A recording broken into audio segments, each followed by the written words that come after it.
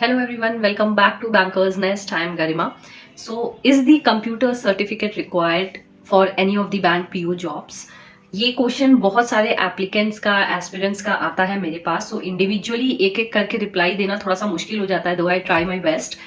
सो मैंने सोचा एक वीडियो बना देती हूँ इस पे. हम इस वीडियो में दोनों की बात करेंगे, बैंक पीओ की भी बात करेंगे, बैंक क्लरिकल की भी बात करेंगे, किसमें कंप्यूटर सर्टिफिकेट जरूरत है और किसमें नहीं. सबसे पहले जो मैं बात करूंगी वो है बैंक पीओ के केस में. देखिए, अगर आप बैंक पीओ के लिए अप्लाई कर रहे हैं तो किसी भी टाइप का कंप्यूटर सर्टिफिकेट यहाँ पे जरूरत नहीं है. कहीं भी नोटिफिकेशन में बैंक पीओ में बीट IBPS बीट SBI कहीं भी ये नहीं लिखा होता है कि आपको जरूरत पड़ेगी. राइट अगर लिखा होगा तो of course you have to produce, but कहीं भी मेंशन नहीं रहता है. हाँ, कंप्यूटर की वर्किंग नॉलेज आपको होनी चाहिए definitely, but it's not mandatory, it's not an eligibility criteria, it's just desirable. ठीक है, सो बैंक पीओ केस में जरूरत नहीं है. अब बात करेंगे बैंक क्लर्क की. तो बैंक क्लर्क में फ्रेंड्स जरूरत पड़ती है कंप्यूटर सर्टिफिकेट की, स्पेशली अगर मैं बात करूं IBPS क्लर्क की.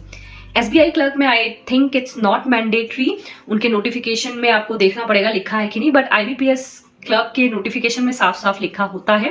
सो फ्रेंड्स, ये मेरे सामने IBPS क्लर्क का नोटिफिकेशन है 2020 का. सो यहाँ पे आप जब देखेंगे इसमें एजुकेशनल क्वालिफिकेशन में साफ साफ लिखा हुआ है.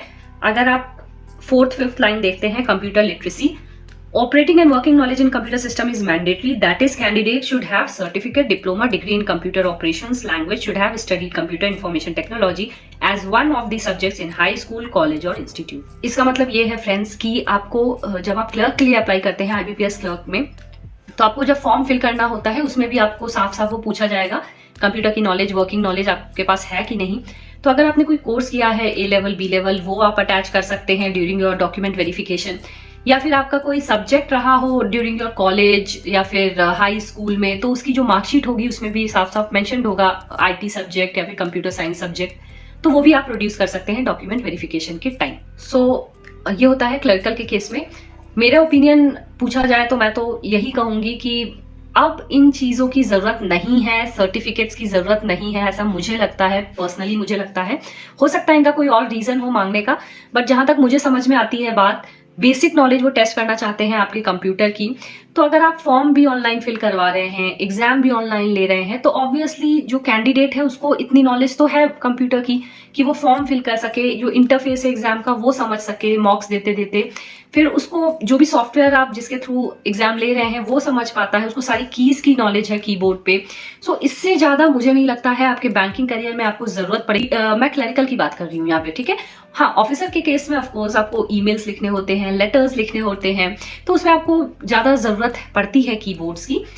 बट उसमें भी क्या है, आपको आउटलुक में टाइप करना है, जो सॉफ्टवेयर है इंस्टॉल्ड उसमें नहीं टाइप करना है, बीट फिनेकल या फिर जो भी सॉफ्टवेयर यूज होते हैं बैंक्स में.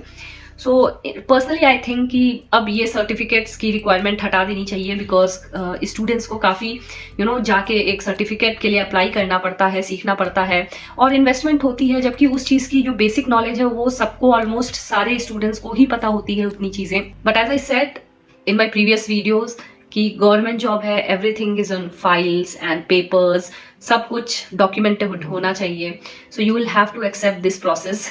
ठीक है, कुछ साल पहले जब फिजिकल पेपर्स होते थे, जब आपके सिस्टम पे नहीं होते थे एग्जाम्स, तब इस सर्टिफिकेट की रिक्वायरमेंट मैं समझ सकती हूँ, मैंडेटरी होनी चाहिए थी. बट आई डोंट थिंक आज की डेट में जरूरत है. But you have to accept the government policies and IBPS या SBI का जो भी रिक्वायरमेंट है आपको समझना पड़ेगा. So on that note friends, I hope all your doubts are cleared now. And जो भी अगर फिर भी डाउट हो आप कमेंट बॉक्स में कमेंट कर सकते हैं, मैं कोशिश करूंगी रिप्लाई करने की. On that note, I take a leave. Take care and do well preparation till then.